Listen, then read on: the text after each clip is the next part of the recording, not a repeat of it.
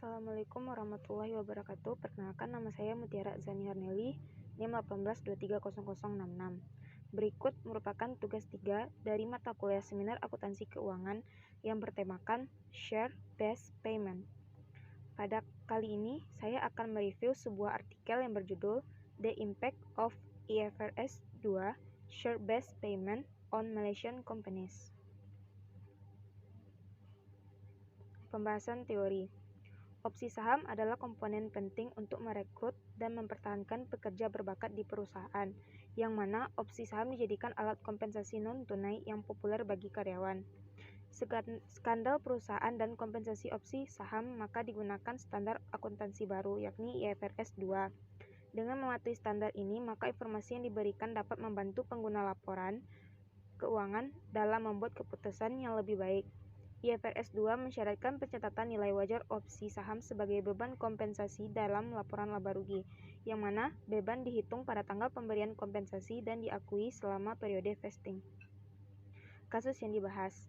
Penelitian ini membahas tentang pengujian dampak kepatuhan IFRS 2 pada perusahaan Malaysia yang memberikan opsi saham kepada karyawan mereka. Dalam beberapa tahun berakhir, opsi saham menjadi penting bagi karyawan Malaysia dibandingkan dengan insentif berbasis tunai.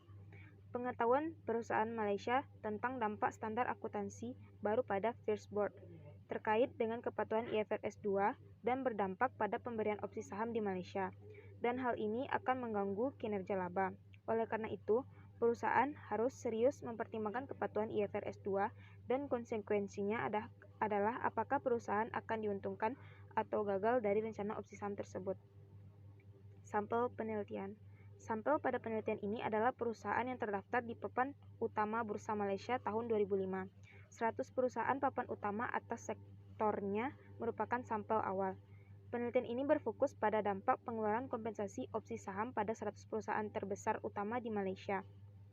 Sampel selanjutnya direduksi menjadi perusahaan yang memberikan opsi saham untuk menyelidiki materialitas pengeluaran opsi. Data pengungkapan opsi saham dikumpulkan dari catatan modal saham ke akun dalam laporan tahunan perusahaan untuk tahun fiskal 2003, 2004, dan 2005. Data keuangan lain yang digunakan dalam analisis dikumpulkan dari data stream dan Thomson One Banker atau WorldScope. Teknik analisis data. Pengukuran nilai opsi saham pada penelitian ini dalam mengingat efektivitas IFRS 2 pada perusahaan mengembangkan metode yang valid untuk menilai opsi. Kompensasi opsi saham diakui sebesar nilai wajar dan dibebankan dengan dasar garis lurus selama periode vesting opsi. Banyak entitas lebih memilih formula Black-Scholes-Merton atau BSM karena paling mudah diterapkan di perusahaan. Pada penelitian ini menggunakan BSM sebagai metode umum yang digunakan kebanyakan perusahaan. Black-Scholes digunakan jika perusahaan kekurangan data atau sumber daya untuk penilaian yang lebih akurat. Hasil penelitian ini, opsi saham kehilangan daya tariknya saat diakui sebagai beban dalam laporan P dan L. Nilai wajar opsi saham turun ketika perusahaan Malaysia mencatat bahwa kepatuhan IFRS 2 pada 1 Januari 2006 akan membebani mereka. Dalam studi ini ditemukan bahwa nilai wajar opsi saham dari tahun 2003 ke tahun 2004 mengalami penurunan sebesar 21% dan pada tahun 2005 turun sebesar 18%. Dari uji regresi berganda, penelitian ini menemukan input dari model BSM, harga pelaksanaan opsi, dan hasil dividen adalah proksi penting dalam memprediksi nilai wajar opsi. Nilai wajar opsi memiliki hubungan positif dengan harga saham, sedangkan harga pelaksanaan opsi saham dan hasil dividen memiliki hubungan negatif.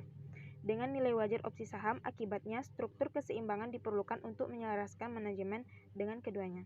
Sekian video review dari saya.